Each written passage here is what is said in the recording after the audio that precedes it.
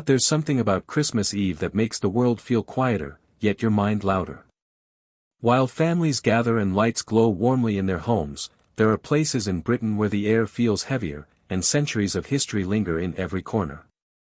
I've always been drawn to those spaces, where real lives, fears, and tragedies left traces that never fully disappear.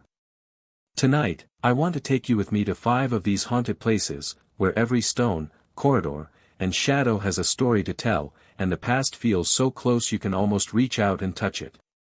Join me on this journey through history and hauntings. Hit subscribe and never miss a story that brings the past to life. 1 Tower of London, England, UK. I still remember the first time I stepped into the Tower of London. It was late afternoon, and the winter air bit my cheeks as I walked along the cobbled pathway. The massive stone walls rose above me, and I could almost feel the weight of centuries pressing down. I had read about its history countless times, but nothing prepares you for the strange mixture of awe and quiet unease that hits when you are actually standing there. As I entered the inner grounds, the sounds of the city faded, replaced by the echo of my own footsteps. The more I walked, the more I imagined the lives of the people who had been here long ago, prisoners, guards, and royalty, each carrying fear, hope, or despair through these same corridors. It was impossible not to feel their presence in some way, subtle yet undeniable. Near the Chapel Royal of St. Peter ad Vincula, wherein Bullen is buried, I paused. I didn't see anything supernatural, but the atmosphere changed. There was a quiet tension in the air, as if the walls themselves remembered the weight of her story. I could feel my chest tighten just imagining the fear and uncertainty she must have felt in her final hours. A yeoman warder was speaking to a small group nearby, sharing stories of guards who had witnessed unexplained figures at night. He spoke calmly, almost matter-of-factly, and that made it feel real, not like some ghost tale meant to scare.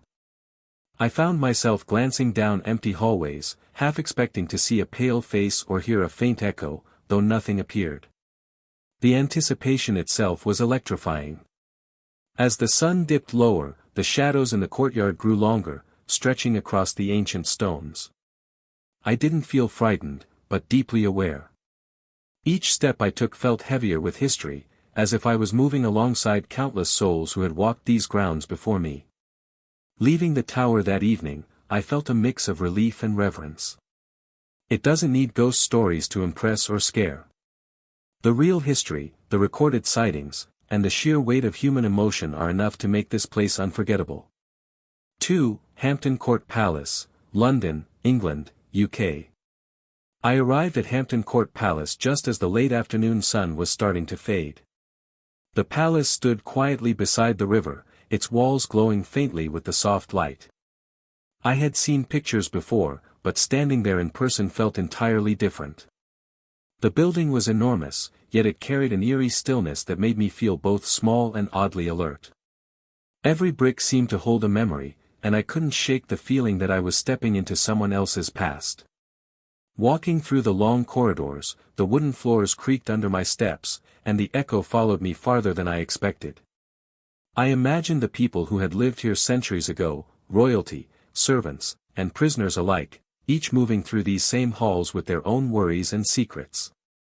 It made me think about how many lives had left traces in this place, traces that weren't written in books but somehow still lingered in the air. When I reached the haunted gallery, I felt a sudden chill. I remembered reading reports from staff who had seen figures of a woman in grey moving quietly through this corridor, often linked to Catherine Howard. Standing there, I didn't see anything, but my heartbeat quickened. I could feel the weight of history pressing down, a reminder that real people had suffered and feared here, not just in stories, but in life. A guide was quietly sharing these accounts with a small group, and I listened closely. He spoke calmly, repeating what had been reported over generations, and that made the stories feel credible rather than staged. I kept glancing down the empty hallway, imagining the footsteps of someone walking toward an uncertain fate, and the tension in the air seemed almost tangible. As the evening deepened, shadows stretched across the stone floors, and the palace felt alive in a quiet, haunting way. I wasn't scared, but profoundly aware of how much had happened here. Leaving Hampton Court Palace, I felt a mix of wonder and respect. The real stories, documented encounters, and centuries of human emotion are far more gripping than any ghost tale could be. This place doesn't just tell history, it lets you feel it. 3 Pluckley Village, Kent, England, UK. The road into Pluckley Village was narrower than I expected, lined with leafless trees that swayed gently in the cold wind. It was late afternoon, and a grey light settled over the village, making the old cottages and stone walls look even older. I had read that Pluckley is known as Britain's most haunted village, but standing there, the label felt both serious and real. This wasn't a place built for tourists, it was a living village with a history that seemed to breathe through the stones themselves. That I walked along the main lane, noticing how quiet it was.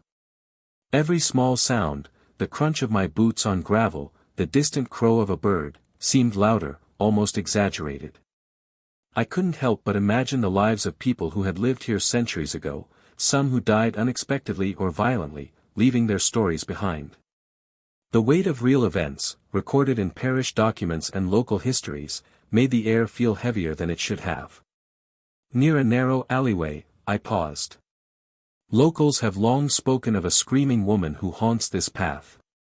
I didn't hear anything, but my pulse quickened, and I felt an unexplainable alertness.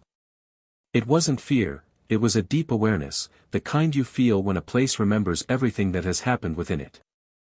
I pictured centuries of footsteps, whispers, and shadows moving quietly alongside me. As the light dimmed, the village seemed to fold into itself. A few distant windows glowed with warm light, contrasting sharply with the empty streets. I realized that while life continued normally here, the stories of the past remained very much alive. Residents who had shared their experiences didn't speak in exaggeration, they recounted events they had personally witnessed, and standing there, it all felt believable. Walking back toward my car, I looked over the village one last time. Pluckley doesn't try to scare you with myths. Its power lies in documented events, real witnesses, and centuries of lingering history. Leaving, I felt both humbled and unsettled, reminded that some places hold echoes of the past so vividly that even centuries later, you can feel them walking right beside you. For Ancient Ram Inn, Gloucestershire, England, UK. I arrived at the Ancient Ram Inn just as the late afternoon sun was slipping behind the hills. From the outside, the building looked smaller than I imagined, yet there was a heaviness to it that made me hesitate for a moment before stepping forward. Its old wooden beams and uneven walls seemed to lean inward, as if holding secrets from centuries past. Even standing outside, I could feel the weight of history pressing down, and it made my heart beat a little faster. As I pushed open the creaking door and entered, the air felt colder and stiller than the evening outside. Every footstep I took echoed loudly, and it was impossible not to notice how alive the building seemed in its silence. I thought about the caretakers and owners who had lived here, recording strange events that no one could explain. Standing there, I understood why these stories persisted, they weren't made up. The history of the inn was written into its very walls. I moved from room to room, noticing how the low ceilings and narrow spaces made each shadow feel sharper. I remembered reading reports of unexplained footsteps, strange voices, and sudden drops in temperature. Being there, I felt those moments could be real without needing anything dramatic to happen. The tension didn't need to be forced, it was built from centuries of human presence and memories lingering in every corner. In one corner, I paused longer than I intended. There was nothing visible, yet a strange awareness settled over me. I became conscious of every sound, my own breathing, the floorboards, even the distant wind outside. It was the kind of alertness that makes you realize the place has a history that refuses to be ignored. The stories told by past residents suddenly felt alive in that moment. As the light faded completely, shadows grew longer, stretching across the uneven floors. I didn't feel fear, but a deep respect for the building and the lives it had held. Leaving the Ancient Ram Inn, I realized that this place doesn't need ghost stories to feel haunted. Its age, the honest accounts of those who lived here, and the quiet presence of centuries of history are enough to leave an impression that lingers long after you walk away. Point 5 Edinburgh Castle, Scotland, UK. I climbed up the steep path toward Edinburgh Castle just as the sun was dipping below the horizon. The city spread out below me, twinkling lights slowly appearing one by one, but the castle above felt separate from it all, almost frozen in time. The stones were cold under my hands as I rested on the walls for a moment, trying to take it all in. I could feel the centuries of history pressing down, and it made my chest tighten with awe and a strange unease. Walking through the courtyards, the sounds of the city below faded completely. Every step I took echoed across the stone floors, and it was impossible not to imagine the lives that had passed through these halls, soldiers, prisoners, and royalty, all carrying their fears, hopes, and struggles. I felt as if their presence lingered in the air, subtle but unmistakable, a reminder that this place had witnessed far more than it lets on. Near the old dungeons, I paused. I remembered reading accounts from staff and visitors who had reported hearing footsteps, drumming, and distant voices when the castle was empty. Standing there, I didn't hear anything unusual, but the silence itself felt heavy, as if it were listening to me. My heart beat a little faster, not from fear, but from the awareness of standing in a space so full of life and death, of human history and memory. As I moved along the stone corridors, shadows stretched and shifted with the fading light. I imagined soldiers pacing at night, prisoners counting the days they might never see end, and guards keeping watch through long, lonely hours. The stories weren't ghost tales in that moment, they felt like natural extensions of the very real lives that had passed through these walls. Finally, I stepped out onto a balcony overlooking the city. The contrast between the bright, bustling city below and the quiet, ancient castle above was striking.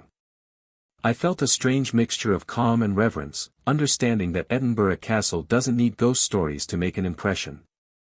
Its history, documented accounts, and the weight of countless human experiences are enough to make it unforgettable. Leaving, I realized some places don't just exist, they remain with you, quietly, long after you've gone.